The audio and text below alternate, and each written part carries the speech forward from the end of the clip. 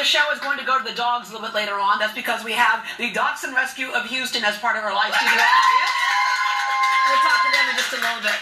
But our first guest has taken his baking experience to a whole nother level. Watching from the playpen in his grandmother's restaurant turned him into a professional baker. Now his expertise landed him on the Food Network as an adult. Chef Stephen Vargas is a cast member on the show Halloween Baking Championship. Today is here to whip up some treats and show us some tricks. Hello there. Hey, how are you? I'm so excited to be here All today. right, yeah. So you grew up in Jersey or Jersey Yes, ma'am. boy? Yes, ma'am. Yes, ma'am. In a Puerto Rican family? See. Yeah, okay. Okay, so I had an easy bake oven when I was growing up, right? In a black family, you may have guessed. Right? Okay, but you didn't have an easy bake oven. You had the real deal. No, ma'am. I had the real deal. Burns and all. Yes. Yeah, so you grew up watching your family cook and gather around the table. Oh, yeah. And I always say that in the last few years, we've had kind of this renaissance in the country of coming back around the table. Why is that so important?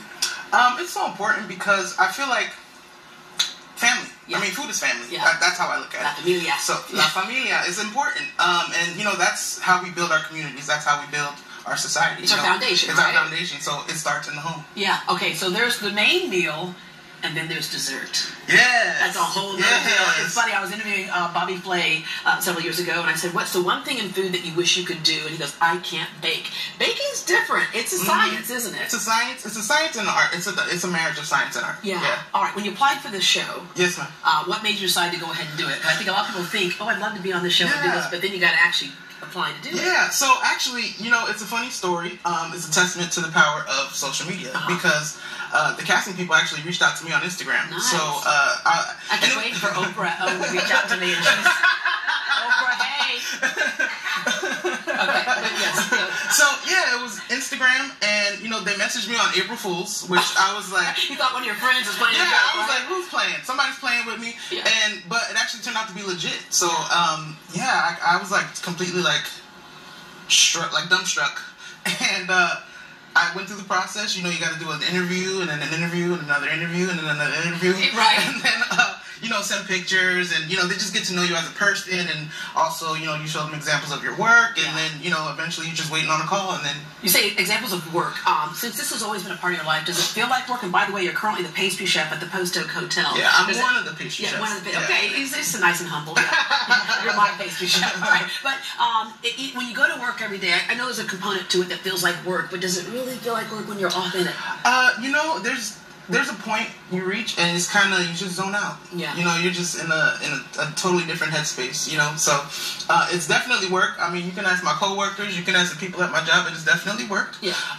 But, it's a passion also. Yeah. So, I mean, those things kind of balance each other. Okay, I'm passionate about some cupcakes. All right, come on. And so many people are intimidated about baking, and they'll say, I can't cook. But there are recipe books out there, folks. There are recipes online. You just follow it, and things can happen. And sometimes there's happy accidents. Oh yeah, definitely. I mean, I have discovered some amazing flavor combinations, some cool textural things on accident. Yeah. The books are definitely awesome. I mean, that's where you start. That's where I started. Yeah.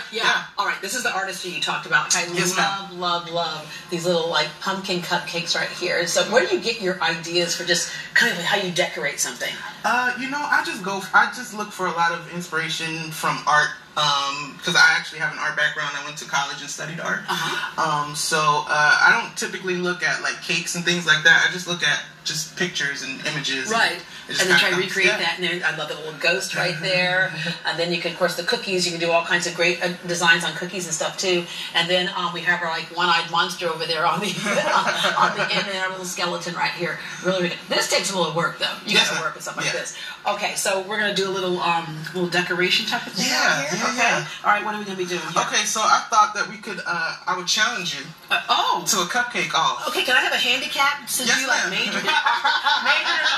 You're you grew up. I have the easy bake. I'm gonna do the easy bake oven version, and he's gonna do the real oven version. Yeah, I'm gonna challenge you. Okay. Yeah. So I'm challenging you. Okay. All right. And I thought we would do the ghost. Okay. Yeah. Wait, let me get it up here and take a look at it real quick. Let me see. Okay. All right. Okay. I got an idea of how that's gonna. There's a little ghost we're gonna do. Okay. All right. Here we go. right, and? Okay, so we're going to have 30 seconds. Oh, okay. And Right. I'll spot you 5. Okay, you'll spot me 5. Yeah. My handicap is 5. Okay, so I can start. Okay, Yeah. and so here's a little pastry bag, right? And so you got the hole cut in there. And Yes, that helps ma'am. you So all control. of these designs were actually done, with the exception of this one, with no tip. So Okay. no special equipment Okay, so I required. can just get a Glad bag at home and just tie it off. Okay, all right, so there we go. Okay, 1, 2, 3, 4, 5. Okay, now you can start.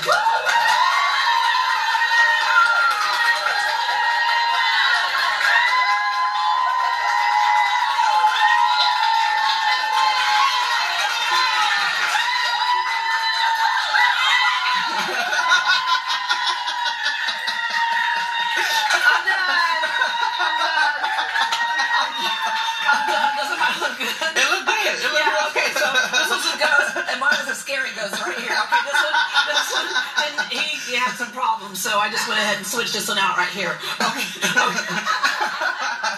All right, your best advice to people who are coming up on the holidays, they do get overwhelmed. Oh, yeah. Sometimes you don't have to do things from scratch. Start with cupcakes maybe that you buy plain at the store. Is that okay? Yeah, I mean, box mixes are awesome. It's based off of a chiffon cake, so I mean, it's real. Plan ahead. Yeah. Plan ahead, and just kind of get yourself in order before, it sneaks up on That you. says a lot to have all your stuff already there. Oh, It's yeah. funny you mentioned box mixes. I think I remember in an advertising class I did years ago in college that when cake box mixes first came out, I think it was around the 50s, right? 40s, 50s. And it was like, no self-respecting housewife would ever use a box mix. And then, of course, she's like doing this number right here going, this is amazing. Yeah. But that stuff has gotten so much better Oh, these yeah. days. Oh, yeah. And there's all kinds of tips, even online, to kind of, make them even better. Yeah. So, I mean, you can substitute the oil for the butter. You can add cream cheese to the mix, and it adds, or sour cream and stuff like that. Speaking of cream cheese, the very first thing you ever made was... Cheesecake. Cheesecake. That's Yes, a ma'am. little ambitious there, making a cheesecake. I grew up in a Puerto Rican household, and I don't know if it's true for everyone, but in our family, dessert wasn't a really big thing. You had so much major main food. Yeah, I mean, right? the spread was wide. Yeah. Just Yeah. trust and believe. But dessert. I mean, we have traditional stuff, and as a kid, it's not what you want to eat. It's not, and correct me if I'm wrong, but a lot of the desserts are not quite as sweet as some of the things that, right? It's a little bit more, Yeah. So, dessert is not a focal point for us. And so, I'm going to say What's my wrong family. with you people? I mean, You need to enlighten it's them. the land of the sugar cane, so I don't get You're it right. either. But so I decided one year, I was like, you know what, I need some dessert. I need some dessert. Everyone needs some dessert. Yeah, birthday cakes is not enough. So, That's one time a year, yeah. right? Stop the madness. Right. So I was like, you know what, I'm just going to try and make a cheesecake. And I did it. It tasted great. It didn't look the best, but it tasted awesome. It doesn't have to. It tasted The awesome. stomach is okay. All right, where are you in the competition right now?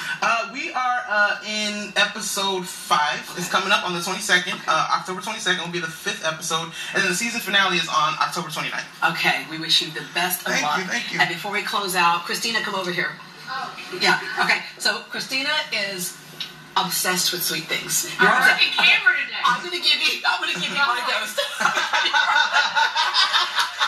No, here, take the good ghost. I know you absolutely love sweets, but that's why she works out like a fiend, because she I'm looks gonna like take this. Yeah, there you go. Take both, and then go work out behind the camera. All right. And she's actually a great baker as well. Maybe we're gonna enter your name for the show next time. Yeah, how about that? All Okay, thank you so much. Thank and you so again, much for best having of me. luck. You can catch the next episode of the Halloween Baking Championship on Monday, October 22nd at 8 p.m. on the Food Network. And for more information on Chef Stephen Vargas, who loves Halloween, by the way, we have a link on GreatDayHouston.com. Well, from sweets to scary, up next, Great Day's Christina Cooker tells us where we can go get our pent-up anger out.